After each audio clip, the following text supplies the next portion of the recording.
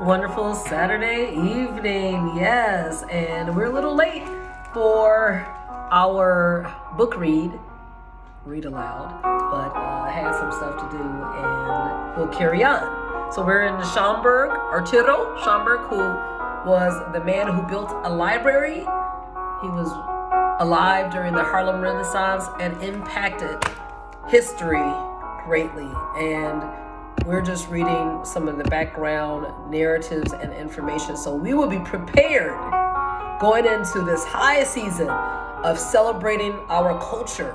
Black history is every day, but especially the weekend before Dr. King's birthday, what would have been his 95th birthday on Monday, January 15th. So let's continue. Sold.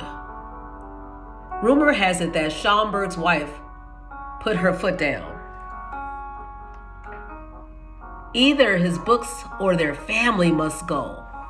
Only a threat like that could make him part with his prizes. Oh my. Let's pull up a chair even closer. There were bookshelves filled with books all over the house.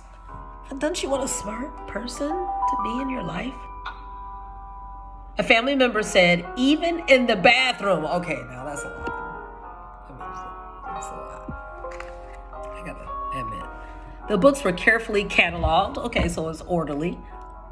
Inventoried in Arturo's head.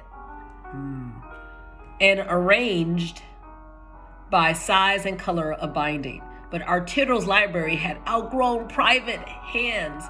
He had turned down a very handsome offer because the collection deserved a wider audience. Arturo had already lent items to libraries and staged exhibitions for schools and community groups. He approached the New York Public Library, but it lacked funds to purchase his vast holdings. So the Carnegie Corporation bought the entire lot for $10,000 and in 1926 donated it to the library. Okay. If Harlem was the heart of African American culture, the 135th Street branch of the New York Public Library was the mind, the heart and mind. If the library were a university, its alumni would include the Harlem Renaissance figures who lost themselves amid its stacks and wrote in a quiet room downstairs. Schomberg's collection, which one newspaper called Matchless, was housed on the third floor and would become the cornerstone of the division of Negro history, literature, and prints. It included more than 5,000 books, several thousand pamphlets, plus priceless prints and papers. Among them, an autographed first edition of poems by Phyllis Wheatley, the brilliant slave girl. There were handwritten poems by Paul Laurence Dunbar, letters of heroic General Toussaint Louverture, speeches of slave-turned-statesman Frederick Douglass, Benjamin Banneker's early American Almanac, and a 1573 book of poems by Spaniard Juan Latino, perhaps the first printed book by a Black person. Wow. Talking about some valuable treasures. Most valuable. Okay, I want to make sure that we're not skipping any pages. And this is called Fisk University. Oh, I love the Fisk University Jubilee Singers. Oh, what a history. Oh my goodness, can I see this? Arturo Schomberg studied the past, but he did not dwell in it. Quite the opposite. His mission looked to the future. I am proud, said Schomberg, to be able to do something that may mean inspiration for the youth of my race. Yes! Yes! After a decade of headaches and nosebleeds, Arturo retired, in 1929 from his job at Bankers Trust. But he did not rest. Yes!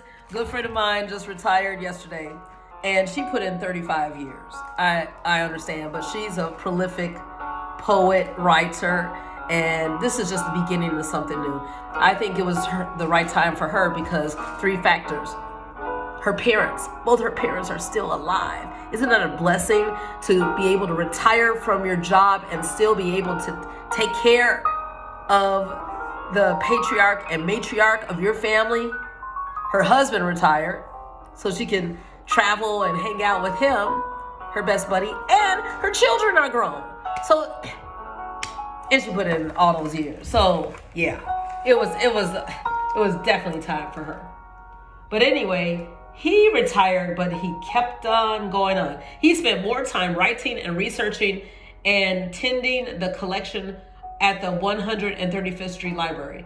On the strength of his reputation as a bibliophile, Arturo was invited to Nashville in 1931 to found Fisk University Library's Negro collection. By 1932, he had added 4,000 volumes to the library's holdings. The Lincoln Bible was the centerpiece. When Arturo first held it, he thought of the free blacks from Baltimore who had presented the hefty book in the president. I'm sorry, I'm reading in the dark here. Hold on. Sorry about that. It's kind of difficult what I'm doing. But he presented it to the president during the Civil War. Let's read that sentence again. When Arturo first held it, the Lincoln Bible, he thought of the free blacks from Baltimore who had presented the hefty book to the president during the Civil War.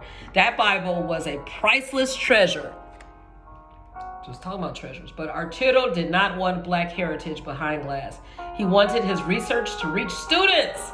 So he told professors what to teach. Include the practical history of the Negro race from the dawn of civilization to the present time. Then young blacks would hold their heads high. Yes. And view themselves as anyone's equal. Love it. Oh, he was strong. What a strong thinker. I don't know if we have time for doctor. After a year at Fisk University in Tennessee,